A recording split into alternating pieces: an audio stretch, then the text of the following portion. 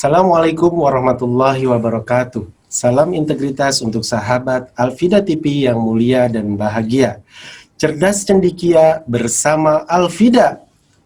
Fikir, zikir, fikir, zikir, bismillah, Allahu Allahu Akbar. Akbar. Subhanallah, luar biasa, Ustaz. Sahabat Alfida TV, kembali bersama saya Nurdin Rivaldi dalam acara Desain, dialog santai dan interaktif dalam episode tokoh inspiratif di bidang entrepreneur. Acara ini dikemas dalam bentuk dialog yang santai dan interaktif yang menampilkan sisi positif dan pribadi sukses seorang tokoh serta menggali keilmuan dan kompetensi yang dimilikinya sehingga bisa menginspirasi dan memberikan pencerahan kepada kaum milenial. Bersama saya telah hadir tokoh inspiratif bidang entrepreneur, pengusaha sukses yaitu Ustadz Agung Yulianto. Ya, sehat Ustadz? Gimana? Alhamdulillah. Assalamualaikum warahmatullahi wabarakatuh. Assalamualaikum warahmatullahi Segenap pemirsa dari Alfida TV. Alhamdulillah nih Ustadz, bisa di tengah kesibukan Ustadz yang luar biasa, tapi Ustadz mampu meluangkan waktunya Alhamdulillah bersama di Alfida nih Ustadz. Ya, karena silakan Ustadz, saya minta perkenalannya dari Ustadz, silakan.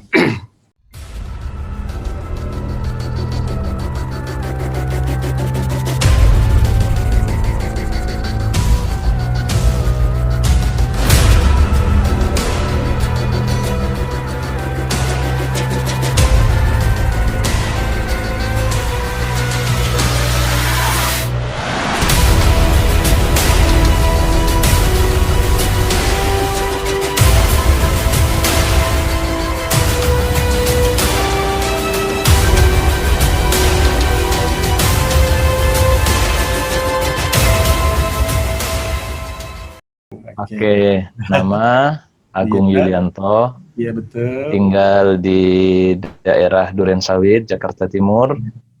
Kemudian apalagi pendidikan? Pendidikan. Ya, kalau pendidikan SD, SMP, SMA biasalah ya di Jakarta.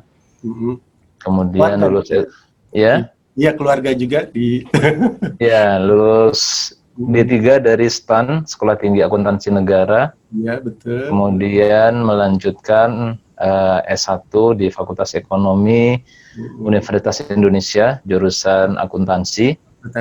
Kemudian S2-nya di Pascasarjana UI lagi, tapi di Fasilkom, Fakultas Ilmu Komputer.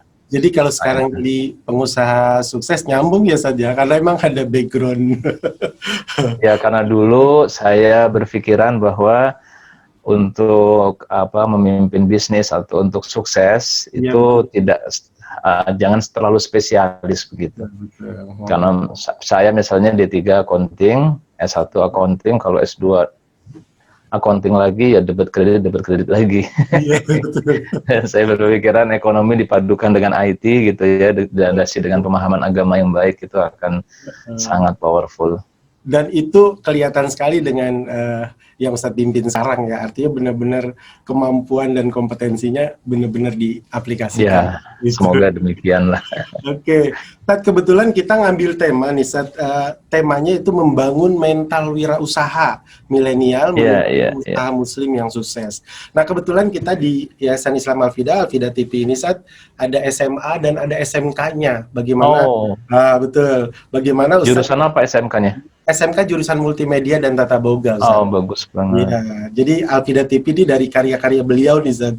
Masya Allah. Alhamdulillah bisa. Mabruk. Iya, betul, bisa langsung dipraktekkan di Alfida TV, di studio TV ini. Oke, kemudian sebagaimana lulusan dari STAN ya, Sekolah Tinggi Akuntansi Negara, itu kan kalau dulu tingkat 2 udah pegawai negeri. Nah, saya pernah menjadi ASN, berarti pegawai negeri. Betul.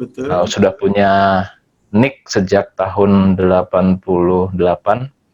Ya. Nah, dan saya di BPKP, Badan Pengawasan Keuangan dan Pembangunan, kemudian pernah juga diperbantukan di DJP, tim gabungan DJP BPKP sampai tahun 96. Nah, kemudian bosen jadi aparat, pengen apa namanya, punya pengalaman di dunia swasta. Iya, swasta. Saya mendaftar dan masuk di PT Asuransi Takaful Umum.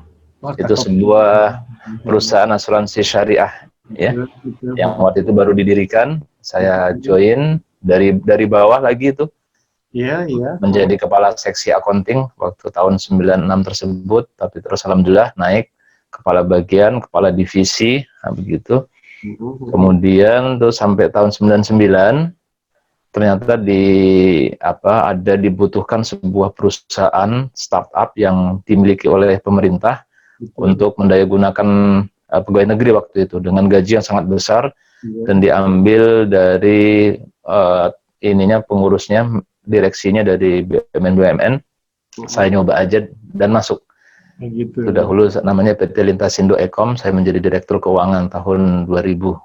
Oh, tahun 2000 ya. Nah, udah terus tapi kemudian tidak berjalan sebagaimana yang diinginkan karena itu kekuatannya harus dengan pusat daerah menjadi satu kesatuan, tapi saat itu terjadi otonomi daerah kan, zamannya Pak Aryas Rashid. Jadi kemudian masih jalan bisnisnya, perusahaannya, tapi saya kemudian usaha sendiri dan sampai sejak tahun 2003 tersebut sampai sekarang alhamdulillah tidak pernah lagi bekerja untuk orang lain. Iya. Semuanya bisnis sendiri. Kita yang ngatur sendiri. Iya, iya. Dan nanti kalau ada tentang jatuh bangun terjadilah di situ. Iya. Sampai kemudian 2002, singkat ceritanya 2012 mendirikan HNI HPAI ini sampai sekarang. Begitu mungkin. Ya, luar biasa nih, Sat. Tadi saya menangkap ada BPKP juga ya, Sat ya. Berarti auditor ya, Sat, di situ ya tadi. Iya, pemeriksa auditor. Iya, betul. Auditor. Keuangannya juga. Artinya sekarang kalau kita jalanin bisnis, kedetek banget tuh kebocoran atau yang... Iya, memang begini. Semua perusahaan-perusahaan besar, multinasional di dunia ini yang masuk 100 Fortune atau apapun, itu pasti ya, hampir dipastikan di jajaran kepengurusannya itu. Ya, itu pasti ada orang yang memahami accounting, karena accounting ini bisa menjadi wawasan dasar bisnis yang sangat penting sekali. Jadi bisa jadi begini, kalau kita nggak sadar, kita jalanin bisnis, kalau nggak ngerti accounting, itu menganggapnya fine-fine saja, duit banyak. Karena dia nggak bisa membedakan likuiditas sama solvabilitas misalnya. Nah, itu jadi problem. Tapi makanya kalau kita punya wawasan accounting, itu akan sangat penting sekali buat bisnis. Iya, betul. Siap. Artinya berarti ada hal yang memang harus kita siapkan tentunya dalam hal ini. Nah, berikutnya Sat, keluarga kali ya, Sat ya, kita juga minta. Boleh. Karena di balik kesuksesan ini juga pengen kita gali juga nih, Sat. Karena kan bisnis keluarga juga keren gitu. Ya, silakan, Sat. Iya, saya memiliki 7 orang putra dan putri. Dan alhamdulillah sudah memiliki 2 cucu. 2 cucu, iya. Ya, jadi kaya insya Allah. Kaya. Tapi anak-anaknya berarti ada 3, berapa orang yang udah nikah? Yang sudah bekerja berarti 2 orang. Yang satu suaminya yang bekerja ya. Kalau anak sayanya ibu rumah tangga yang baik, tapi punya aktivitas banyak sosial, mengasuh anak-anak yang terlantar dan sebagainya. Nah, nomor 2 laki-laki bekerja.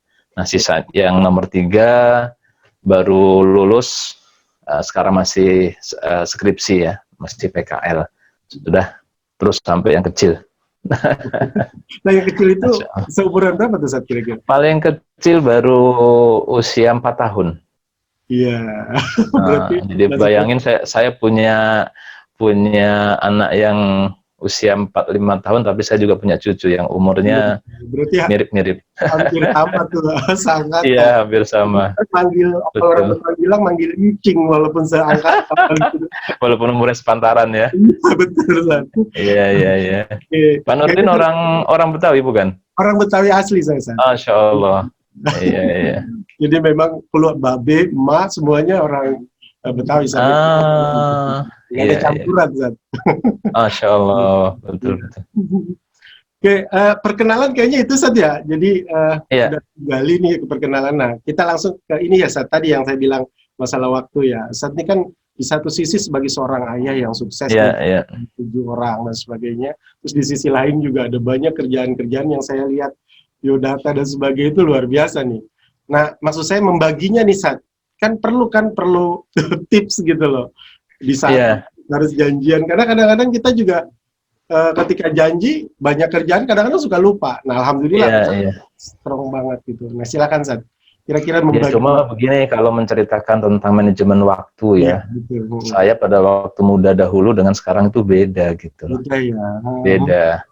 Jadi mau diceritain yang mana nih? Yang dulu apa yang Kalau saya sih sekarang? lihat yang sekarang, yang ketika Ustadz udah banyak banget pegangannya. Justru kalau waktu buat totalitas bekerjanya itu masa dahulu.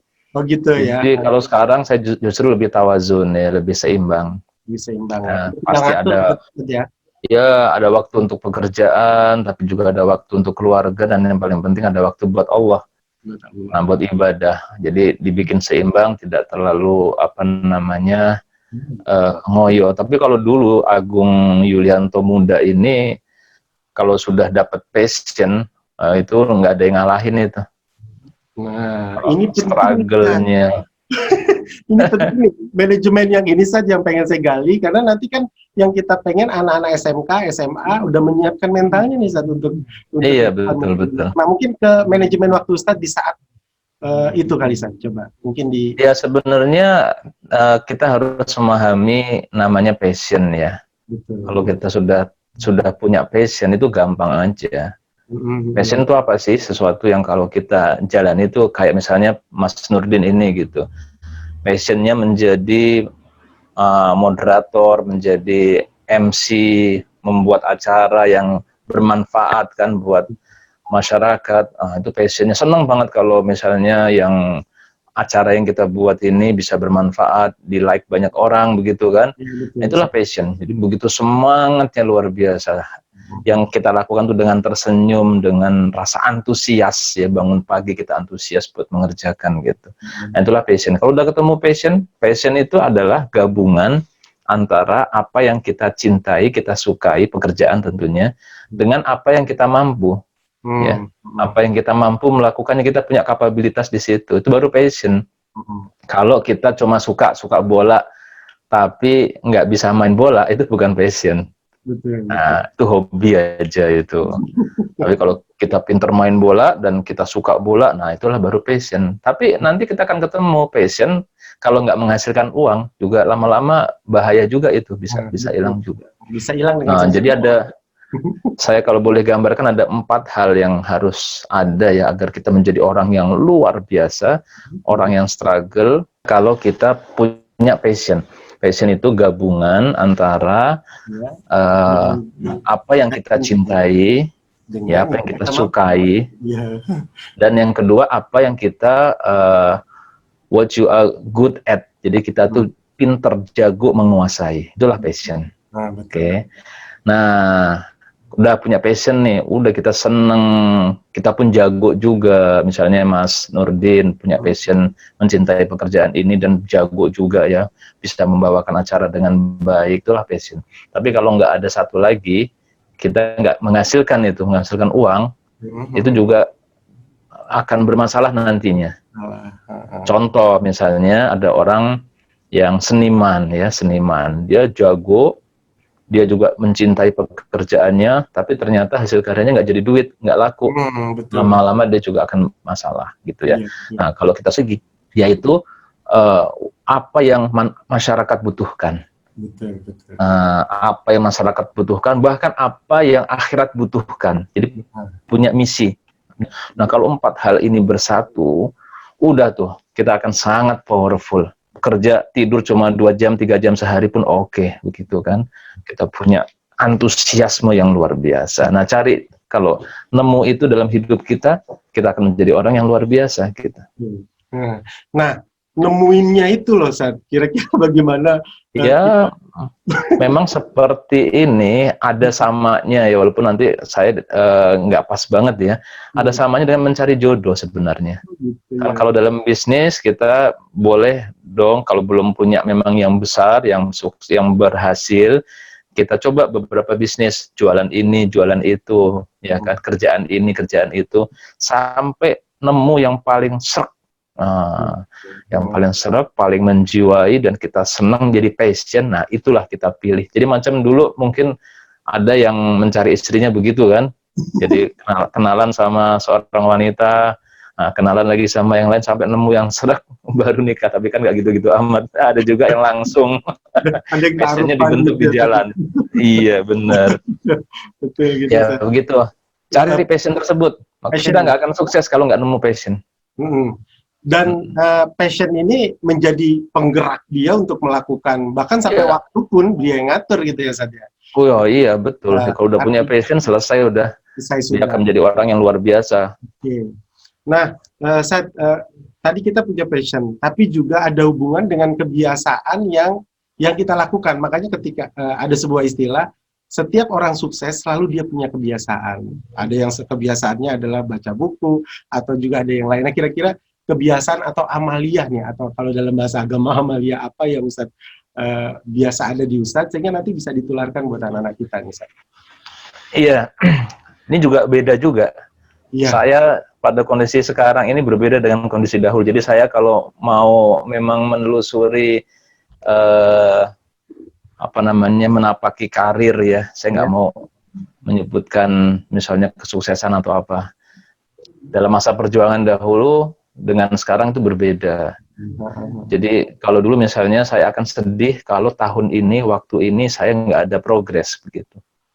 Maka dahulu saya kalau nggak kuliah, nggak sekolah lagi, atau nggak ikut kursus, saya akan merasa ada yang kehilangan gitu. Jadi saya harus ada upgrading diri.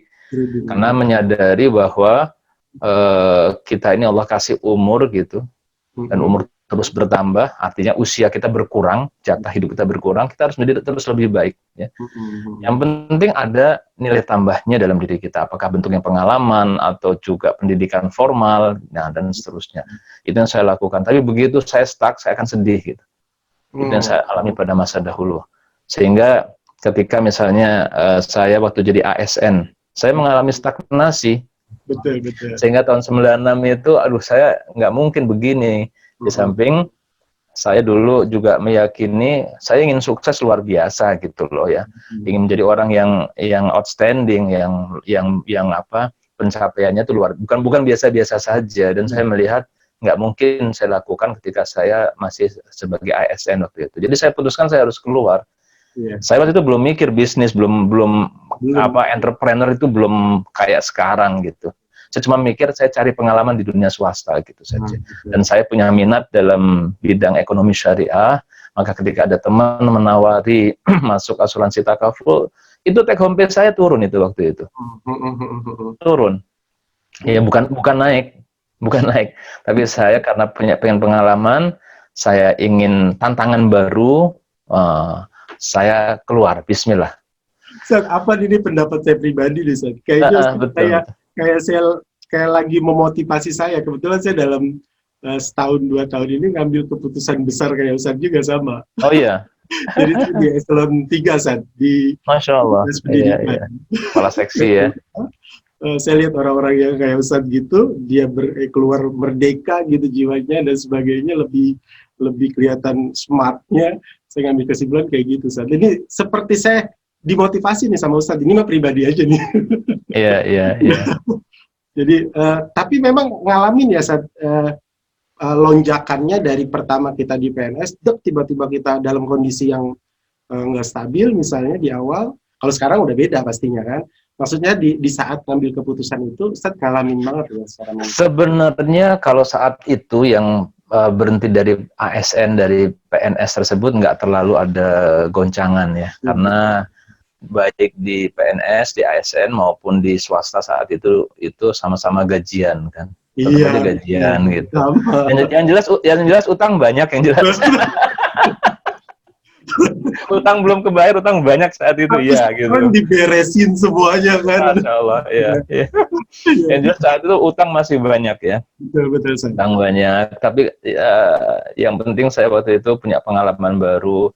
Saya seperti meng-create sistem accounting dan juga dikaitkan dengan IT-nya. Dulu waktu yang gambaran saya ketika di tim gabungan DJP BPKP itu pun saya juga bikin perombakan ya, bikin sebuah karya karena waktu itu sistem pelaporan pemeriksaan pajak itu masih manual. Saya yang bikin, padahal saya bukan lulusan IT saat itu. Iya. Saya yang bikin. Jadi semua sistem Indonesia ini saya yang bikin, padahal saya bukan IT. Akibatnya saya jadi ngurusin komputer, ngurusin sistem. Nah, ketika di Takaful, ini tantangannya menarik banget. Saya enjoy banget itu. Oh, itu passion itu. Datang penuh gairah, ya. Maka berprestasi. Sehingga dalam waktu singkat, 96 sampai tahun 99, saya naik kepala seksi, kepala bagian, kepala divisi, dan setelah itu sudah dipromot untuk menjadi direksi. Tapi saya malah keluar lagi ke tempat yang lain lagi. Ya. Jadi memang saat itu saya baca dalam berbagai kajian leadership ya dan personality bahwa bahaya yang paling membahayakan bagi seorang itu adalah kemapanan. Nah. Paling bahaya tuh ya kemapanan. Jadi kalau orang yang mapan terus dia dalam kondisi bahaya. Kemapanan. Kalau udah merengaja men-challenge diri saya bahaya karena nggak ada yang stabil itu. Betul. Iya kan? Pasti sekarang namanya PNS pun, pegawai BUMN, BUMD pun lihat itu Telkom sendiri sudah yang dirumahkan udah banyak sekali kan. Nggak ada yang aman. Nggak ada yang aman dari kamu. Begitu. Oke, Sat, ini kan pribadi yang luar biasa nih dari proses jatuh bangun, tetap tegar dan sebagainya. Saya yakin ada peran orang tua di situ, Sat. Nah, kira-kira Ustaz melihat bagaimana nih orang tua kecil kita dididik dan sebagainya sehingga melahirkan pribadi yang seperti ini, gitu, Ustaz. Kira-kira Iya. Ada kenangan apa dulu gitu, Ustaz? Tapi saya mau cerita goncangan yang besar dulu ya. Oh, boleh Sat. Tadi kan belum. Iya, tadi itu saya katakan datar aja dari pegawai ke pegawai. Oke, kemudian saya tahun 99 yang tadi di sebuah anak perusahaan BUMN yang tugasnya khusus, saya punya salary yang paling besar banget. Ini juga keajaiban karena 3 bulan sebelumnya saya berdoa di Multazam di Ka'bah. Karena waktu saya masih muda ya, umur 31 tahun, doa saya, Allah jadikan saya eksekutif termahal di Jakarta. Itu doa saya itu. Tahun 99 2000 ya. Pas umroh. Itu dalam posisi di mana tuh, Sat? Di Takaful masih? Itu masih di Takaful. Masih kepala divisi saya di Takaful. Nah, kemudian saya berdoa karena kan obsesi saya itu menjadi eksekutif kan gitu kan. Nah, saya doa seperti itu, ternyata pulang ada rekrutmen dari sebuah anak perusahaan BUMN ya, saya ikut dan berhasil. Bayangkan tahun 99 itu dolar masih tinggi banget ya, nilai rupiah masih tinggi ya. Nilai dolar masih rendah, nilai rupiah masih tinggi banget. Itu saat itu saya digaji 90 juta rupiah saat tersebut. Itu kebayang gitu. Iya, mobil boleh milih begitu kan. Nah, ini challenge yang luar biasa. Tapi memang betul sepadan dengan kerjanya betul-betul luar biasa full. Enggak, Sabtu Minggu pun jadi sedikit sekali waktu buat keluarga ya. Saya ketika pegawai negeri maupun ketika di swasta di Takaful itu, waktu di bagian negeri terutama, saya bisa ngisi halakoh itu bisa 7 kelompok 1 pekan itu dahulu. Di sini setelah pindah ini 1 kali pun susah karena waktu begitu susah, bayangkan. Oke. Tapi kemudian saya dihadapkan pada pilihan lagi pada satu saat tersebut bahwa apakah akan terus atau saya mulai membaca buku-buku entrepreneurship saat itu kan, dan berkenalanlah dengan cikal bakal HNI ini saat tersebut.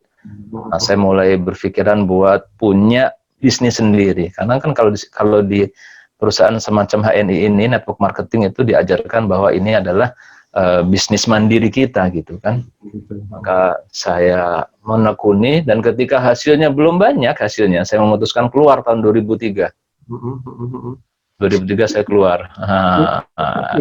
Sekarang begini. Berani banget nih, luar biasa nih. Iya, Terus, saat itu saya punya penghasilan dari bonus apa namanya perusahaan HNI yang dahulu itu 16 juta, 15 sampai 16 juta rupiah gitu. Oh, gede.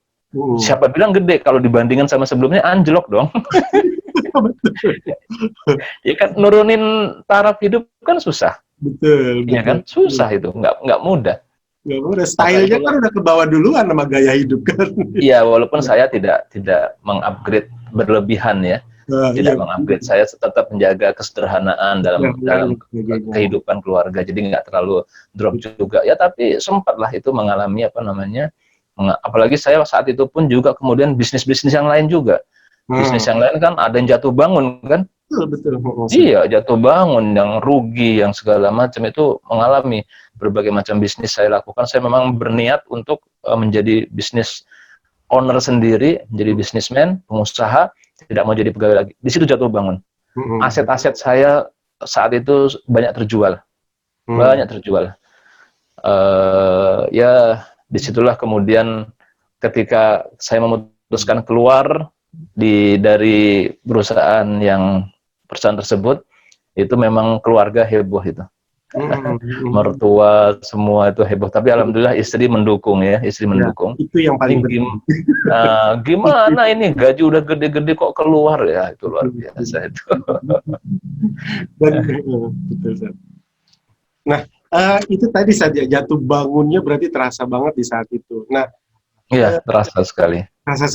Nah, mengkondisikan kembali nih Sat, untuk tetap stabil bahkan sampai pada sekarang, posisi sekarang, itu kan perlu ada sesuatu nih. Kira-kira Ustadz melakukan. Nah, itu ada hal yang menarik, Pak Nurdin, bahwa saya di situ belajar banyak di situ ya. Disitulah saya kemudian lebih memahami hakikat kehidupan dan lebih mengenal diri saya sendiri saat tersebut. Nah, yang menarik ada rangkaian pengalaman itu membentuk sebuah nilai-nilai yang sangat positif buat saya ke depan, yaitu begini. Saya 2003 setelah keluar itu bisnis macam-macam. Bisnis, karena saya seorang akuntan, biasanya kalau bikin bisnis tuh bikin FS dulu kan, feasibility study. Bikin proyeksi laporan keuangannya, bisnisnya macam mana gitu, harus rapi banget ya. Tapi ya banyak yang fail, gagal gitu. Banyak yang fail. Tapi alhamdulillah saya dapat banyak yang sukses juga. Cuma ada yang membedakan, kenapa yang satu sukses, kenapa ada yang gagal. Nah, saya lihat bahwa yang sukses itu diawali dengan keikhlasan. Ya, misalnya begini, saya tanpa sadar itu terbawa kepada menangani bisnis besar ya pada tahun 2005 sampai 2010. Bisnis besar banget. Saya pernah menangani bisnis persapian, impor sapi senilai 54 miliar dari Australia ke Indonesia, 24 miliar, 17 miliar, banyak ya. Kemudian saya juga main di production house, membuat iklan-iklan, layanan masyarakat dan lain-lain. Uangnya banyak itu saat tersebut. Tapi itu bisa begitu karena diawali oleh keikhlasan. Jadi ceritanya adalah saya waktu itu melihat, waktu itu ada Menteri Pak Anton Apriantono, Menteri Pertanian, dan kita melihat bahwa beliau orang yang baik banget, luar biasa pengorbanannya, bisa tinggal 2-3 hari bersama petani tapi media nggak ngeliput. Maka saya waktu itu dekat dengan teman-teman media, yuk kita bantu Pak Anton gitu, untuk agar exposure medianya bagus. Itu tahun 2005, bulan April saya mendatangi beliau. Kemudian beliau mengatakan, tapi nggak ada anggarannya ini buat bantu ini, nggak apa-apa, kita cuma pengen bantu saja, tolong sediakan ruangan saja agar kita bisa kerja. Udah, kita ngantor bulan April, Mei, Juni sampai bulan Oktober, bayangkan, nggak ada gaji, nggak ada uang transport. Jadi benar-benar ikhlas sama teman-teman itu. Nah, bulan September itu ada flu burung saat itu 2005. Ada flu burung kan dianggap sebagai KLB, kejadian luar biasa. Maka kalau mau ada pengadaan barang dan jasa itu bisa tanpa tender. Nih teman-teman media, kita disebut tim media, nih bikinin iklan layanan masyarakat tentang flu burung. Ini ada anggaran 4 miliar. Oke, bikin. Kita bikin yang bagus banget. Barulah kita belajar tender, belajar segala macam sampai menangani proyek-proyek yang besar-besar itu diawali dari keikhlasan, Betul. dari nggak mikir uang. Nah, begitu. Dan justru mungkin dari keikhlasan itulah yang akhirnya membawa kita sampai ke HNI sekarang kan? Iya, betul. Sama HNI pun demikian. Jadi begini ceritanya. Dulu cikal bakal HNI itu kan sudah lama ya, sejak tahun 2003 2002 saya bergabung. Dan kemudian ketika saya termasuk racing star, cepat sekali pertumbuhannya, paling cepat saat tersebut, ya kan, ada Pak Bagus Hirnowo dan lain-lain, itu saya malah men-challenge-nya gitu. Pak Bagus bisa ngerekrut berapa satu bulan?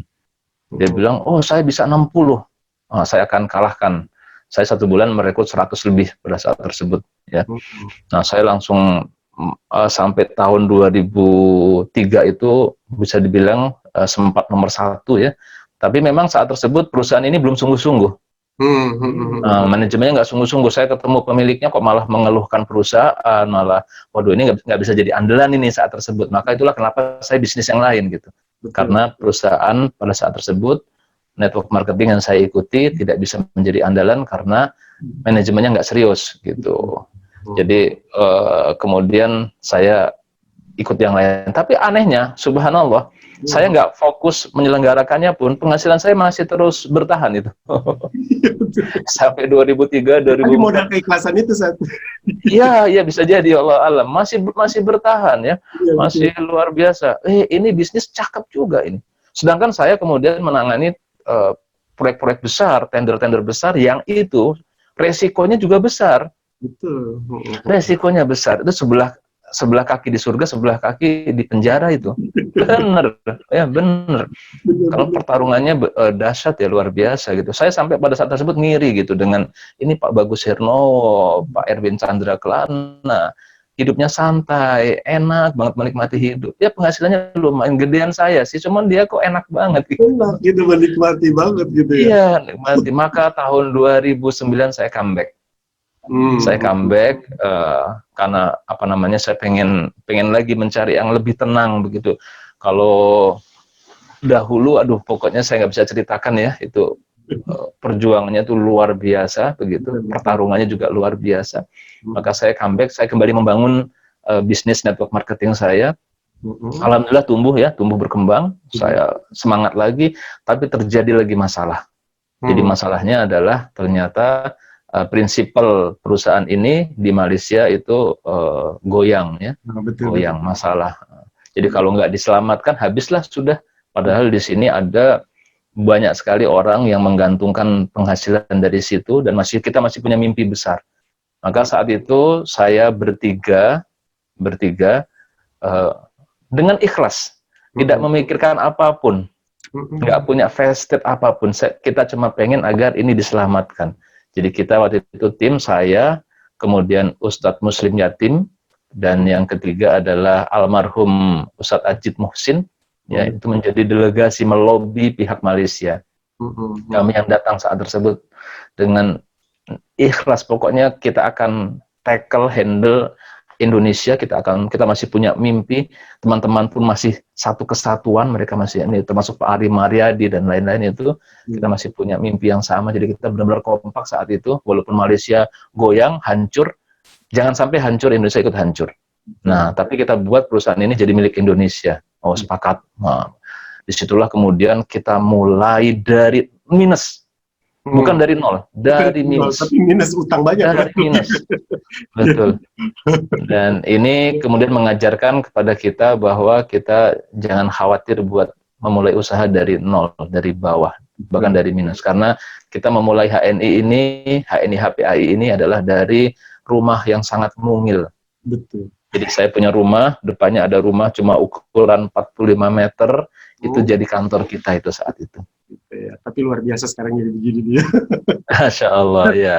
Maaf nih, saya bisa nggak mengatakan seperti ini, Sat. Jadi ketika tadi Ustadz bilang keikhlasan diawali dengan Pak Anton, teman-teman akhirnya keikhlasan dan terus yang kedua, kali kedua, Ustadz juga sama keikhlasan dengan HNI. Bisa nggak saya katakan bahwa kuantum ikhlas justru ada di dua titik ini? Artinya Ustadz mengalami kuantum Betul, dalam betul. hidup gitu. Bahkan itu tadi kedua dan ketiga. Oh, kedua dan Yang ketiga. pertama juga sama. Jadi pertama dulu ketika saya di PNS dulu juga mengalami juga karena saya mengerjakan sesuatu dengan ikhlas dan tidak punya vested, tidak punya keinginan keuntungan ya. Jadi ceritanya adalah ketika saya menjadi pegawai negeri, saya tetap aktif dakwah itu dulu jangan bayangkan dulu tahun-tahun 93 94 itu belum pesawat belum murah belum ada ya. Tapi saya mendapatkan amanah dakwah itu ke seluruh Indonesia dan lebih kepada di Sumatera. Saya sering keliling Sumatera, itu harus naik mobil. Naik mobil dari Lampung sampai Aceh bolak-balik itu bisa 2-3 pekan itu. Untuk mengkoordinir pesantren-pesantren, menyalurkan bantuan dan lain-lain. Nah, itu saya lakukan aktivitas dakwah tersebut ikhlas, nggak ada gaji, nggak ada apapun. Nah, ketika dalam perjalanan dakwah itulah saya bertemu, saya ingat dengan namanya Pak Hermansyah ya. Pak Helmi namanya. Dalam perjalanan dakwah itu Helmi ini orang Garuda dia. Dia ngomong kakaknya Hermansyah takaful. Takaful lagi butuh kepala seksi accounting. Gimana kalau Pak Agung ikut aja? Saya sebenarnya antara iya dan tidak. Yaudah, kalau Allah tunjukkan saya istikharah. Saya serahkan semua kepada Allah, mana yang terbaik kok. Feeling saya tuh positif gitu ya, maka saya ikut. Jadi saya mendapatkan jalan untuk masuk ke takaful itu karena aktivitas dakwah, bertemu dengan seorang dai yang namanya adalah Helmi, yang sebagai jalan saya menuju takaful. Betul. Kemudian itu yang pertama. Yang kedua, saya pun juga ketika di takaful itu berkenalan dengan namanya Pak Rofik Hananto. Ya, betul, yang sekarang jadi komisaris di HNI. Ya, Pak Rofik Hananto dulu staf saya, ternyata beliau dekat dengan orang besar yang namanya Pak Iwaswaka. Orang besar. Jadi ketika melakukan seleksi masuk tadi perusahaan yang gajinya gede tadi, bisa jadi sebenarnya saya nggak layak. Sebenarnya saya nggak layak sebenarnya untuk masuk. Bagaimana bisa bersaing dengan orang-orang hebat dari Telkom, dari Indosat, dari segala macam gitu. Saya nggak layak sebenarnya. Tapi bisa jadi Pak Rofik inilah yang membisiki tokoh kita ini, Pak Iwaswaka ini ada orang bagus, orang jujur barangkali gitu ya. Namanya diterima aja nih Pak. Oke. Berarti saya bisa mendapatkan anugerah ini dari mana? Dari Pak Rofik Hananto. Pak Rofik Hananto ini siapa? Dia seorang ustadz, seorang dai. Kita sama-sama dalam dakwah ya, beramal yang bukan amal-amal yang komersial begitu, amal dakwah, keikhlasan. Jadi semua kalau dirunut-runut semua yang Allah berikan kesuksesan ini itu diawali dengan hal-hal yang sifatnya adalah keikhlasan, bukan dari sesuatu yang kita perhitungkan untung ruginya. Iya, bukan begitu. Semuanya justru yang dihitung-hitung benar, yang dibikin FS-nya segala macam fail. Luar biasa. Saat ini saya justru sampai merinding nih dengarnya, Sat. Karena ada konteks keikhlasan, tetapi balasannya ada di dunia juga. Gitu kan berarti konteksnya. Iya, betul. Berarti bisa jadi saat ini kuantum ikhlas, Ustadz dibikin buku nih kayaknya keren banget itu. Itu kelemahan saya. Saya itu enggak dijadiin buku gitu, Sat. Karena selama ini kan menyikapi keikhlasan kita selalu berbalas di akhirat gitu ya, Sat, ya, terkesan. Iya. Tapi kan ternyata bisnis pun itu ada efeknya ke sana gitu. Nah, ini mungkin luar biasa, Sat. Jadi makanya saya bilang, ini kalau Ustadz bikin kuantum ikhlas, bukunya laku nih, karena pengalaman laku. Ya, kecuali kalau Pak Nurdin mau nulisin, boleh lah. Kayaknya nanti bisa jadi saat kita mungkin dari biografi, kan biografi itu sangat mempengaruhi mindset orang, sangat kuat ya, Sad, ya, buku-buku biografi. Iya. Salah satu dialog kita ini pun, Sad, kita ngambil orang-orang yang kita anggap sukses, itu benar-benar menjadi model akhirnya, menjadi idola buat mereka gitu kan. Nah itu, Sad, sebenarnya substansinya kenapa kita membuat program ini. Gitu, Sad. Sad, saya pengen kembali tadi nih, Sad, kembali ke pertanyaan tadi, dengan karakter yang kayak gini, terus jatuh bangun, tetap fighter, kan ada, saya yakin ada sesuatu yang dititipin orang tua atau apalah, karena pasti berhubungan ya, Sad, ya. Kira-kira cara mendidik beliau itu mungkin yang Ustadz ingat, yang sampai sekarang mempengaruhi, Sad. Iya, saya memang ada faktor papa ya, ayah Walaupun beliau sebenarnya bukan ayah kandung saya, tapi saya dari kecil diasuh sama beliau. Beliau seorang dokter, akan tetapi keluarganya keluarga militer sebenarnya. Itu. Jadi memang beliau ini orang yang sangat disiplin, tapi disiplin yang sangat positif ya. Beliau itu selalu mengencourage saya, menghargai saya dalam setiap prestasi yang saya peroleh gitu. Jadi dulu ketika saya mungkin di awalnya rankingnya nggak terlalu besar, wah kamu hebat bisa 10 besar.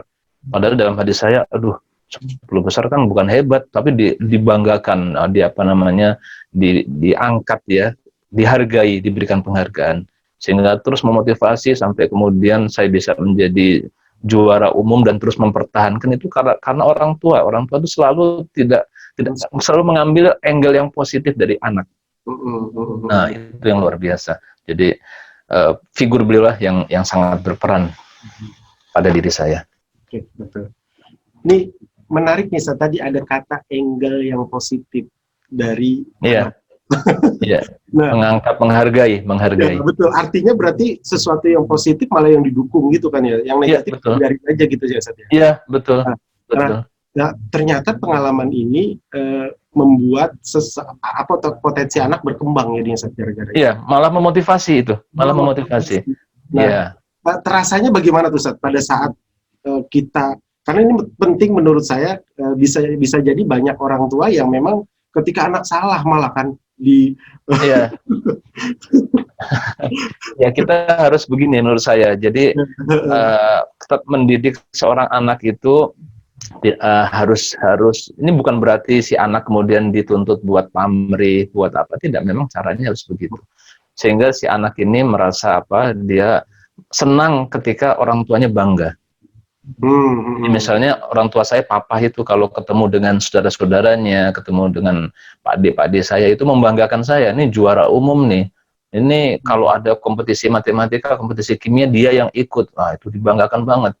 Kemudian waktu SMA bisa masuk perguruan tinggi negeri, semuanya yang diikutin lulus semua. Sehingga saya sendiri itu ketika sampai mengecewakan papa, saya akan sangat sedih. Betul. Saya nggak mau dia kecewa begitu. Saya mau dia terus bangga dengan saya. Nah, termasuk mama juga begitu. Mama juga sangat senang ketika melihat anaknya ini berprestasi ya. Betul. Jadi itu tadi, menghargai keberhasilan anak sekecil apapun itu penting sekali. Penting banget ya. Jadi jangan marahin, jangan diambilnya negatifnya, yang positifnya diangkat, dihargai. Betul.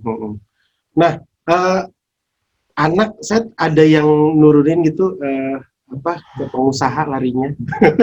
Karena saya ingin juga nih nanti bagaimana Ustadz juga mendidik jiwa pengusaha, jiwa yang fighter tadi ke anak gitu loh. Karena ini penting buat kita nih, Ustadz, buat anak-anak SMA kita, SMK gitu kan. Iya, dan terhadap anak saya meyakini bahwa tidak boleh memanjakan.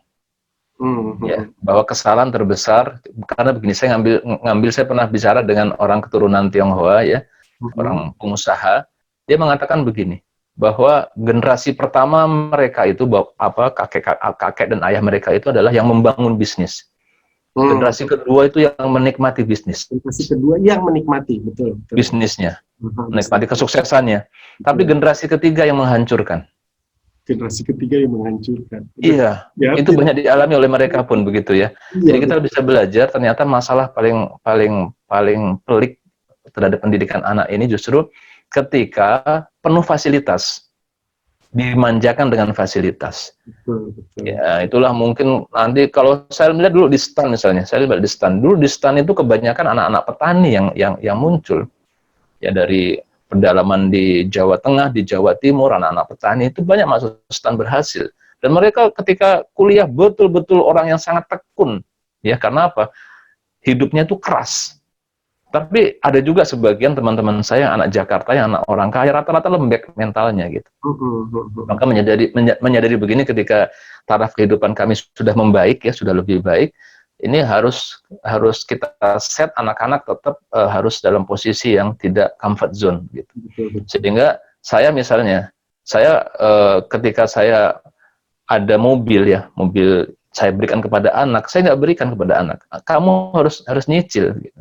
Betul. Jadi harus tetap nyicil, dia potong gaji bulanan tetap bayar gitu. Jadi mereka bertanggung jawab. Jadi saya pikir warisan kepada anak ini, warisan kepada anak-anak kita itu yang paling utama adalah justru mempersiapkan kekuatan dalam dirinya, ketangguhan dalam dirinya. Jangan semua serba ditolong, semua serba difasilitasi. Kalau mentalnya lembek, skillnya lemah, maka dikasih uang berapapun akan nggak berguna, akan habis. Tapi kalau dia punya kekuatan dalam dirinya yang sangat baik, ya, punya kemampuan, punya mental yang tangguh, dia dilepas dimanapun dia akan hidup. Itu jadi prinsip sebenarnya. Sehingga saya sangat senang anak-anak saya ini, mereka bisnis gitu. Ada yang beternak ayam, ya beternak. Ada yang kemudian bikin cafe shop. Mereka bisnis sendiri, ya itu bagus. Saya dukung mereka itu semua. Berarti dia bisa nangkep bahwa ternyata ayah saya ngambil bisnis, hidupnya bahagia, bisa jadi begitu kan, Ustaz? Iya. Ya alhamdulillah saya tetap menjaga bahwa anak-anak saya itu sederhana, ya. Dia tidak over dalam menikmati kehidupan. Misalnya anak saya yang pertama itu ketika masih kuliah, dia bawa laptop yang jadul begitu. Terus saya bilang tuh bawa aja laptopnya Abi itu, ada MacBook Air yang agak cakapan dikit. Nggak mau, Abi nggak enak sama yang lain, terlalu mewah. Nah itu kondisi hal-hal yang demikian yang membumi begitu patut kita jaga, terutama bagi orang-orang yang misalnya sudah Allah berikan kelebihan, ya. Ingat, kelebihan ini bisa jadi masalah ketika kita salah menerapkan kepada anak, ya. Malah menimbulkan anak yang manja, anak yang tidak tangguh, anak yang cepat menyerah, dan seterusnya. Ya, nah Sat, kita kan punya anak SMA dan SMK tadi. Artinya berarti kalau mereka memulai bisnis, berarti kita kategorikan sebagai bisnis pemula nih, Sat, ya. Kira-kira tips, Sat, dari Ustadz, kira-kira supaya anak-anak kita, misalkan yang di SMK ada yang mau pengen langsung bisnis, ada yang pengen belajar dulu gitu. Kira-kira tips untuk pemula, ini harus bagaimana nih kita, Sat, buat mereka sehingga gak gampang mewek yang tadi Ustadz bilang, sehingga pada kali di saat ada begini langsung jatuh lagi, akhirnya tak berdaya gitu. Nah maksud saya adalah buat para pemula yang mau ngikutin bisnis di awal, kira-kira Ustadz ngasih tips bagaimana nih, tahapan apa yang harus mereka lalui? Iya, yang pertama adalah motonya itu seperti merek sepatu. Just do it. Just do it. Lakukan. Ya, lakukan. Kalau bahasa agamanya wattaqullah wa yu'allimukumullah. Nah, wattaqullah itu artinya kita lakukan saja, maka Allah akan mengajari kita sambil kita melakukan hal tersebut. Jadi just do it, jangan nunggu nanti saya bisnis setelah umur 30, 40 atau 50, ya kan? Yang kedua, saya akan bisnis kalau udah punya modal misalnya 1 miliar, 2 miliar, modal 1 juta pun bisnis lah. Jadi yang penting adalah karena yang paling mahal sendiri adalah perjalanan dari bisnis itu sendiri, bukan hasil gitu. Bukan hasil, prosesnya. Bukan hasil. Iya. Saya kasih ilustrasi begini, ya, ilustrasi yang sangat bagus bahwa bisnis itu ada resikonya nggak? Pasti. Ya pasti. Bahkan kalau dalam bisnis itu dikatakan bahwa high gain, high risk. Low gain, low risk. Jadi kalau risikonya bisnis yang risikonya besar, hasilnya besar. Kalau sebaliknya, kalau risikonya rendah, ya hasilnya rendah, begitu kan? Tapi sebenarnya sekarang begini, orang nyetir mobil di jalan raya, risikonya tinggi nggak?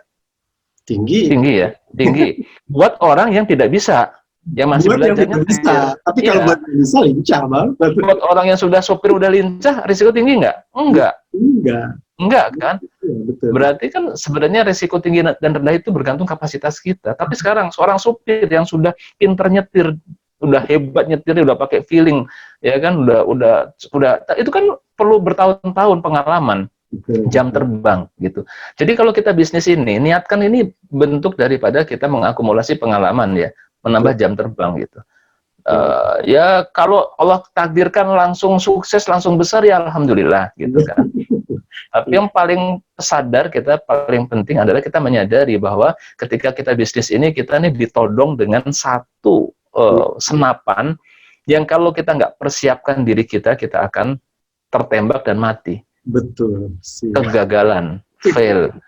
Kita harus akrab dengan kegagalan gitu. Karena semua orang sukses yang berada di panggung-panggung kesuksesan tadi, kita nggak tahu di belakangnya itu penuh dengan kegagalan-kegagalan. Jadi kalau kita mengalami kegagalan, ya inilah yang dialami oleh para orang-orang sukses tadi gitu. Dia nggak merasa down. Karena yang membedakan adalah setelah Anda mengalami kegagalan, kalau Anda berhenti saat itu ya sudah fail. Tapi Anda nggak akan fail kalau Anda terus bangun sampai kemudian Allah menakdirkan kesuksesan. Itu yang. Oke, tadi jadi just do it. Lakukan saja. Lakukan saja. Ada lagi mungkin ya itu aja dulu. Saya nggak mau membebani dulu. Oke, ya. Berarti anak-anak dengan berbagai macam teori nanti malah nggak jalan-jalan gitu. Oke, nah ini berhubungan dengan skill juga Sat, karena kemampuan kompetensi yang mereka punya, kira-kira kompetensi dasarnya nih Sat. Karena kan kita terjun langsung juga kadang-kadang. Ya. Nah, kira-kira. Makanya di sini kita perlu komunitas ya. Kita perlu komunitas. Saya pikir pertama komunitas yang paling awal komunitas sekolah. Jadi Al-Fida di sini sudah membangun, kalau dia dijadikan sebagai institusi pendidikan yang mengedepankan entrepreneurship, itu sangat baik sekali. Betul. Jadi lulusan dari SMK Al-Fida, SMA Al-Fida itu harus sudah punya bisnis. Nah, begitu. Karena dia butuh komunitas. Yang kedua perlu mentor memang. Dia sangat indah, sangat akan mengurangi resiko trial and error, kegagalan-kegagalan kalau ada mentor dan ada teman-teman. Sehingga cari komunitas pengusaha, di antaranya misalnya ada komunitas Genpro dan yang lain-lainnya, ikutin aja ya, ikutin sambil kita mulai bisnis. Dan begini, kalau kita belum punya jalannya, belum punya vehicle-nya, kendaraan buat bisnisnya, kita bisa ikut kendaraan orang kok. Betul. Ya kan, lihat produk mana yang lagi tren, kita ikutan aja dulu jadi reseller atau jadi cabangnya dia, begitu sambil belajar. Dan juga nggak salah juga ketika kita menjadi lebih dahulu karyawan atau pegawai dari perusahaan besar. Karena untuk jadi perusahaan besar itu punya sistem yang luar biasa, misalnya sistem manajemen, ISO dan lain-lain, kita udah tahu gitu loh. Jadi kalau kita mau semacam magang dahulu, bekerja dahulu untuk mengetahui bagaimana perusahaan itu mapan, besar, establish, kita nggak ada salahnya menjadi pegawai dahulu untuk belajar, ya. Nah, seperti itu. Betul. Saat tadi ada kalimat komunitas, saya jadi teringat kalimat yang begini, mungkin nyambung kali ya Sat ya, ketika kita bergaul dengan 5 orang pengusaha, maka kamu yang keenamnya, gitu ya. Ya, betul. Itu ada hubungan juga ya Sat, artinya komunitas. Ya, sangat. Sangat. Iya. Jadi sekarang dan begini, kita sekarang berada dalam era yang disebut dengan era disruption ya, yang dimana transaksi online itu sudah semakin mendominasi. Maka itu yang paling penting diupdate juga. Betul. Sehingga kita harus melek teknologi, kita harus menguasai digital marketing atau social media marketing gitu kan.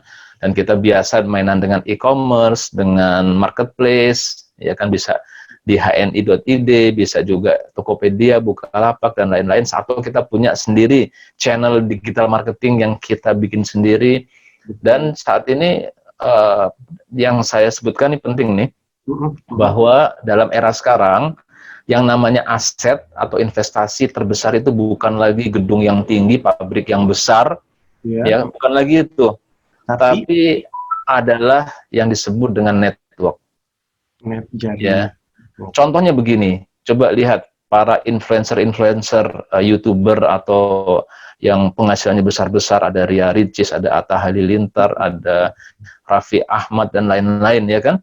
Lihat penghasilan dia sudah bisa melebihi para pengusaha eksekutif yang mahal-mahal, yang luar biasa penghasilannya. Coba sekarang misalnya dari mana dia dapat penghasilan itu? Ya, followernya yang sampai puluhan juta, ya kan? Puluhan juta followernya. Artinya apa? Itu network gitu. Itulah akumulasi. Itu kan the law of big number, hukum bilangan besar yang harus di-create. Dan itu nggak bisa simsalabim dibentuk. Betul. Nggak bisa. Itu ada prosesnya. Sehingga Anda harus eksis tetap di sosial media.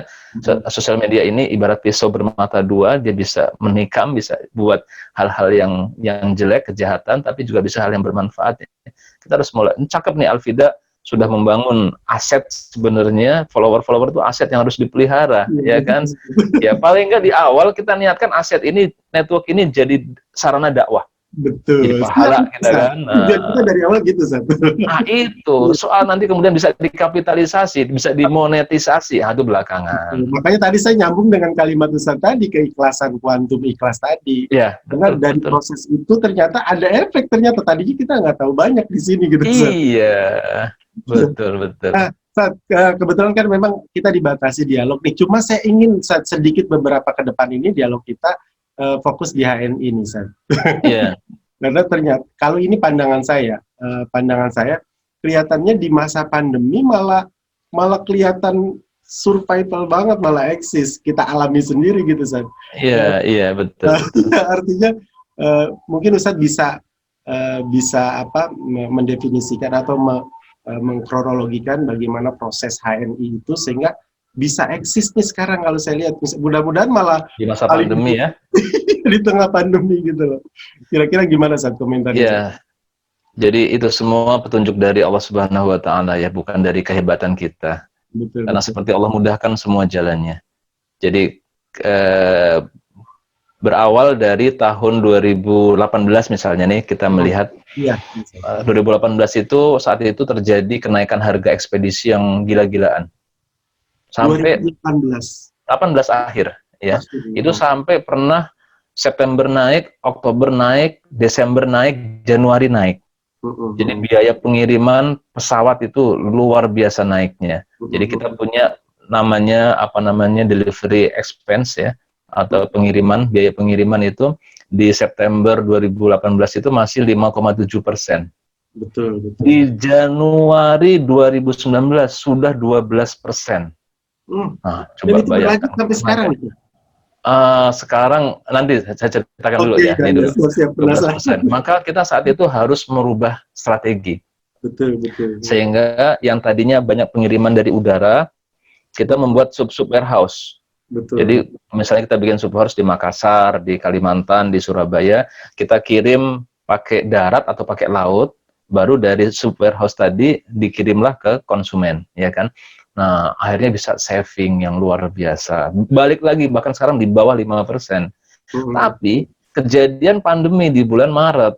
Nah, ini menarik. Betul, Maret kemarin, pandemi, ya, yang masalah pengiriman apa? Udara, betul. Tapi karena kita sudah, alhamdulillah, mendirikan sub warehouse, itu pengiriman darat dan pengiriman laut nggak ada masalah. Sehingga kita tidak terganggu sama sekali dalam hal logistik dan ekspedisi. Itu yang luar biasa. Itu jadi bukan kehebatan kita, bukan, itu Allah yang semua menunjukkan gitu. Yang kedua memang yang kedua adalah waktu itu terjadi pandemi, dimulai dari bulan Maret tadi, kita langsung sadar bahwa wah, ini pandemi ini bisa menjadi disruption terbesar sepanjang sejarah. Ini orang takut ketemu. Padahal tadinya kita lagi mau bikin pusat diklat di Bilabong, Bogor. Itu di Bilabong Bogor itu ada lahan yang dulu menjadi menjadi maskot daripada Kabupaten Bogor, dari Kota Madya Bogor. 18.000 meter udah kita beli tuh. Kita beli, kita mau jadikan sebagai pusat diklat HNI. Ya kan? Setelah masa pandemi langsung kita berpikir, oh, harus berubah ini. Orang udah nggak mau lagi kumpul-kumpul kan. Maka kita hold dulu semuanya. Kita kemudian membuat studio, membuat production house, karena saya dulu backgroundnya pernah berkecimpung di production house. Kita bikin studio, maka di E16 itu jadi studio. Langsung saat itu juga kita siap untuk melakukan e-learning, melakukan pelatihan-pelatihan yang sifatnya online. Maka silakan lihat ya bagaimana pelatihan-pelatihan HNI di bulan Maret sampai sekarang itu begitu gencar. Kita punya studio sendiri. Ya, bahkan kita merekrut seseorang yang kapasitasnya itu dalam dunia media, dunia film itu nggak diragukan lagi. Betul. Ya, kita rekrut dan alhamdulillah inilah yang bisa menjaga di samping produk-produk kita mungkin banyak dibutuhkan dalam masa pandemi ini, sehingga alhamdulillah omsetnya terus meningkat di masa pandemi ini. Makanya saya tadi itu analisa pribadi, benar nggak gini? Ternyata benar ya. Kenapa pertanyaan ini sampai saat karena kita punya rukuk gitu ya, khusus untuk ini dan sebagainya. Yang tadinya dalam posisi yang tidak pandemi, kita mengalami ya sedikit lah gitu. Tapi sekarang malah melonjak karena Iya, alhamdulillah. gitu. Terutama produk-produk yang di media memang lagi viral gitu kan, yang ada Iya, iya. dan sebagainya, itu luar biasa efeknya. Nah, Seth, saya ingin masih mempertajam HNI-nya nih, Seth. Iya. Kira-kira kalau kita mau pengen banget serius fokus di situ, kira-kira apa nih, Seth, yang perlu kita kompetensi atau apalah, atau mungkin yang kita siapkan kira-kira supaya saya termasuk di dalamnya menjadi bagian dalam HNI ini, kira-kira harus bagaimana biar percepatannya luar biasa tadi. Sebagai Iya. gimana kira-kira? Jadi saya dahulu berkecimpung dalam persaingan dunia eksekutif ya, yang luar biasa. Coba pikirkan kalau kita mau meniti karir di sana, begitu ya. Betul. Nah, ini nggak semua orang bisa gitu. Di sana lulusan universitas ternama, bahkan luar negeri, MBA dari Harvard dan sebagainya itu biasa. Di dunia perbankan, di dunia keuangan itu orang-orang pinter begitu banyak ya, luar biasa ya. Jadi kita sekarang kalau mau bersaing di situ, aduh, itu nggak semua orang bisa gitu melakukan, hanya orang-orang tertentu saja yang bisa ya kan. Tapi kita kan pengen ini sebuah bisnis yang memang mau mengangkat seluruh bangsa ini, anak-anak bangsa ini. Di mana lagi selain di HNI? Ya kan, HNI ini nggak perlu orang-orang hebat, tapi coba Pak Nurdin lihatin ya, para leader-leader tangguh di HNI ini. Coba kita teropong lagi pada masa lalunya mereka. Betul. Mereka siapa? Mereka bahkan ngomong aja nggak bisa begitu ya. Orang-orang yang nggak bisa ngomong, orang-orang biasa, kayak misalnya yang dekat sama Pak Nurdin, Pak Ari Mariadi. Itu tahun 2000 sekian tuh, berapa tahun yang lalu. Itu masih keluar masuk pabrik-pabrik di daerah Bekasi dan Cikarang, mensubmit aplikasi lamaran. Dan kita lihat banget perkembangannya. Iya. Atau saya pernah mewawancara juga Pak siapa namanya, Puput Jaiman ya. Itu tahun 2015, masih 2016 itu masih jualan es ponti di pinggir jalan gitu. Jadi bisnis inilah yang memang bisa membawa orang from zero to hero. Orang dari bawah ini tidak perlu orang hebat untuk masuk ke sini, tapi insya Allah di sini akan membentuk Anda menjadi hebat. Dan yang paling mahal itu bukanlah bonus, bukanlah penghasilan, bukan itu. Tapi diri kita, modal diri kita ini membentuk leadership ya, leadership dan jiwa entrepreneur yang tangguh, itu yang mahal. Kalau sudah punya itu, sukses sih merupakan keniscayaan gitu loh. Iya kan, itu yang mahal. Jadi paling enggak coba kalau mau gabung dengan HNI, niatin aja mau belajar gitu ya. Mau belajar, mau melatih mental, membentuk mental pengusaha yang tangguh. Nah, begitu Anda dapat sukses tuh bener datang sendiri, mental dulu yang dirubah. Iya. Gitu. Jadi niatkan kalau mau gabung HNI, niatkan buat belajar yang fair dong.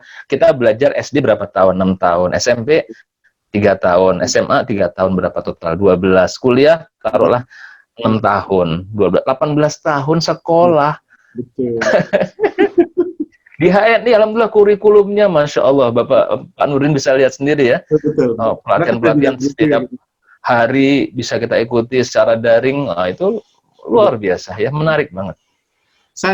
Saya ngebayangin begini nih, Sat. Ini dalam kondisi item produk yang masih dalam hitungan 70-100-an mungkin seperti itu ya, lebih mungkin sedikit. Itu udah luar biasa komunitasnya. Kebayang kalau semua item kebutuhan manusia ada dalam HNI, coba. Masya Allah, Masya Allah. Itu pikiran saya. Aduh, kalau semua, perlu saya infokan bahwa saat ini di kita ini sedang dibentuk tim yang sangat tangguh, bahkan membawa konsultan yang tidak murah kita bayar dalam product development. Jadi nanti insya Allah semua produk-produk yang bagus, berkualitas, sesuai dengan tagline kita, halal, berkualitas, terbaik, itu ada di HNI. Jadi kalau itu terjadi, bayangkan ya, peningkatan omset dan juga kesuksesan dari kita semua itu akan meningkat luar biasa. Maka masuklah sekarang ya. Saat saya udah LED istri, insya Allah besok. Insya Allah. Iya. Artinya maksudnya saya memang sudah jadi ini, cuma itu kebayangan saya saat Ya Allah, kalau setiap nanti ada ruko isinya seperti yang sekarang dipegang sama tertentu, merah sama biru itu misalnya, dipegang sekarang HNI isinya semua kebutuhan produk manusia, itu kebayang saat Saya berapa. mau kasih clue lagi nih. Ini ilmunya mahal ini, Bapak. Nah, coba saatnya saat Nah, penting ilmunya tadi. mahal ini. Jadi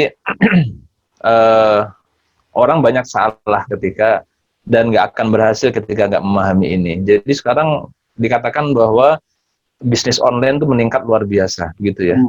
Betul ya? Iya, Yang online meningkat luar biasa. Tapi siapa yang akan eksis nanti ke depan? betul, betul. Sekarang para ahli-ahli apa namanya bisnis online ini membahas siapa yang akan eksis ke depan. Ternyata muncullah istilah O2O. Siapa yang bisa O2O inilah yang akan sukses. O2O itu adalah online to offline, offline to online, yang bisa menggabungkan antara offline dan online. Nah, HNI ini sudah punya dua-duanya, O2O-nya, ya kan? Kita punya HNI.id, punya Halmal nantinya, dan kita juga punya Halal Mart yang tersebar, ada 170.000 Halal Mart aktif di seluruh Indonesia. Menggabungkan online dan offline inilah kedahsyatan yang akan terjadi ke depan. Maka kalau nanti kita yakin HNI akan terus melejit meningkat, ya kita ngikut lah ya. Dan saya jadi bukan naik meningkat. Begitu. Dan kita ini berada di bisnis yang paling benar ini. Betul, karena Indonesia diramalkan oleh berbagai pihak, oleh PricewaterhouseCoopers, oleh McKinsey, bahwa kalau PricewaterhouseCoopers mengatakan Indonesia akan menjadi negara nomor 4 terbesar GDP-nya di seluruh dunia. Kalau McKinsey mengatakan nomor 7 terbesar. Nah, setelah dianalisa apa komponen dari GDP ini ngobrol santai tapi agak serius. Ternyata rumus dari PDB atau GDP kan C plus I plus G plus ekspor kurang impor. Nah, Indonesia bisa meningkat terus ini faktornya C. C itu apa? Belanja masyarakat, consumer goods. Maka siapapun yang berkecimpung di consumer goods itu apa? Sabun, shampoo, odol, personal care, food and beverage. Ada 5. Food and beverages, personal care, home care, termasuk kosmetik, dan juga termasuk di dalamnya dairy. Nah, disitulah barang kebutuhan sehari-hari lah yang akan meningkat. Kenapa? Karena penduduk kita banyak. Maka siapa yang akan menerima kue pembangunan ini, kue peningkatan ekonomi orang Indonesia ini yang berkecimpung di bidang consumer goods? Itulah HNI. Kita udah cara marketingnya tepat, segmen produknya sudah pas. Ayo kita raih kesuksesan ini bareng-bareng. Ini keren nih, kalimat terakhir yang keren banget nih, Sat. Nah, cuma pengen saya ada satu statement dari Ustadz ya buat anak-anak kita nih, karena bisa jadi mereka arahan Ustadz tadi ketika keluar mereka bisa jadi bisnis langsung ya, walaupun dia pemula dan sebagainya. Nah, saya minta mungkin arahan Ustadz atau nasihat Ustadz buat mereka. Ayo, apa kita gabung sama-sama HNI, kita gimana dan sebagainya. Kira-kira Ustadz lihat gimana nih buat anak-anak kita, karena sebenarnya waktu kita nih dibatasi 1 jam sebenarnya, tapi saya mohon maaf karena karena enak banget kan, jadi sedikit kan. Karena enak banget ngobrolnya jadi jadi terus ya. Kira-kira gimana nih Ustadz buat bekal mereka nih ya, anak-anak SMA. Iya, para pemuda dan pemudi, para generasi milenial ya. Jadi masa depan kita ini ke depan di era yang sekarang ini semakin tinggi ketidakpastiannya. Iya kan? Kalau dulu, zaman dahulu begitu lambatnya, ketika mesin ketik diketemukan tahun 1896 kalau nggak salah, itu mesin ketik begini nih. Ya, betul. Ya kan? Sampai tahun 1990 sekian masih kepake. Berarti perubahannya kan lambat banget kan? Betul. Tapi sekarang itu hitungannya tahun udah ganti teknologi, ganti tren bisnis, tren produk, semuanya berubah. Sekarang jauh lebih online misalnya. Nah, kalau kita nggak mempersiapkan diri, kita bisa akan tertinggal ke depan. Padahal kita ini dibutuhkan buat membangun, menjayakan umat, bangsa, dan negara ini gitu. Nah, maka saya mengajak mari bergabung di HNI, karena HNI ini paling tidak tadi pertama kita melatih mental kita dengan training-training yang sangat bagus, ya, membentuk kita mental yang tangguh, jiwa entrepreneurship yang tangguh, untuk sukses ke depan. Dan yang kedua, kita insya Allah menyiapkan diri bahwa HNI ini akan membawa kita sesuai dengan perkembangan teknologi. Betul. Yang akan bisa memenangkan persaingan di era yang penuh dengan ketidakpastian ini gitu. Nah, jadi ayo mengajak, dan insya Allah tim product development kita lagi fokus nih, bocoran nih ya, lagi fokus untuk bikin produk-produk buat anak-anak milenial. Nah, jadi begitu launching, wah, diantaranya itu. Milenial seneng banget dah, pas banget. Ayo join. Jadi kita tunggu saat produk-produk milenial yang kalau kita nyampe ke mereka langsung nangkep semuanya nih. Nah, itu memang itu yang akan kita bikin, insya Allah. Udah jauh dari cuci muka kalau mereka sekarang saja. Ya ada pesimis ya. Kinclong terus gitu. Sat, ini luar biasa nih Sat, banyak banget yang kita dapatkan dari Ustadz sampaikan, terutama buat anak-anak kita nih Sat, yang di SMA dan SMK, dan kita juga para guru, dan alhamdulillah hampir berapa puluh % udah guru kita supply-nya udah ini semua nih Sat. Masya Allah, Masya Allah. Dan kita jadi bagian, dan bayangan saya tadi Sat, mudah-mudahan Ustadz juga ridho, bayangan saya semua yang kebutuhan produk yang saya tadi ada 5 itu disediain sama Ustadz nanti. Insya Allah, mohon doanya. Sehingga kita mau bilang apapun, apalagi dengan bahasa kita sekarang produk halal dan sebagainya gitu kan, ini kan udah nggak diragukan lagi. Mungkin ada, maksudnya Dewan Syariah dan sebagainya, kita juga lengkap banget ya Ustadz ya. Betul. Dan ini customer base, ini adalah sebuah komunitas halal, komunitas yang peduli kepada produk-produk yang halal, berkualitas dan terbaik ya. Ini menerima kalau kita semua punya produk yang bagus, ayo kita manfaatin pasar bersama ini. Ini sebenarnya HNI itu pasar sebenarnya. Customer base, komunitas ya kan. Nggak mesti HNI yang menyediakan produknya. Kalau Anda punya produk yang bagus, ayo masukin sini. Kalau Anda punya ide, kita bisa develop di sini produknya, nanti kita bikin bareng-bareng. Jadi ini terbuka sebenarnya dari kita untuk kita. Kayaknya ada obrolan lanjutannya sama Ustadz Agung. Ahlan wasahlan. Ya Ustadz, makasih banget nih Ustadz ya. Ya, sama-sama Pak Nurdin. Waktu Ustadz luar biasa dikasih ke kita, tapi saya yakin saat ini bermanfaat dunia akhirat nih Ustadz. Karena ilmunya... Insya Allah saya sudah subscribe, nanti saya pantau terus channel ini. Terima kasih Ustadz. Itu saja mungkin pemirsa Al-Fida TV. Terima kasih Ustadz Agung, mudah-mudahan Ustadz selalu diberi kesehatan. Sama-sama, berkah buat semua. Perubahan yang bertubi-tubi cepatnya ini, kita tetap bisa dibimbing sama Ustadz ke depan. Itu saja, saudaraku semua, pemirsa Al-Fida TV, mudah-mudahan ini memberikan manfaat buat kita dan tentunya buat yang mendengarkan di rumah. Mungkin ada kalimat yang Ustadz cukup ya. Ustadz, makasih ya Ustadz ya. Sama-sama. Dan saya minta yel-yelnya di akhir kalimat ya Ustadz ya, yang saya bilang tadi. Cerdas cendekia bersama Al-Fida, pikir, bismillah, Allahu Akbar. Siap ya Ustadz ya? Siap. Cerdas cendekia bersama Al-Fida, pikir, zikir, bismillah, Allahu Akbar. Ya, terima kasih Ustadz. Dari saya akhiri, billahi taufiq wal hidayah. Assalamualaikum warahmatullahi wabarakatuh. Waalaikumsalam warahmatullahi wabarakatuh.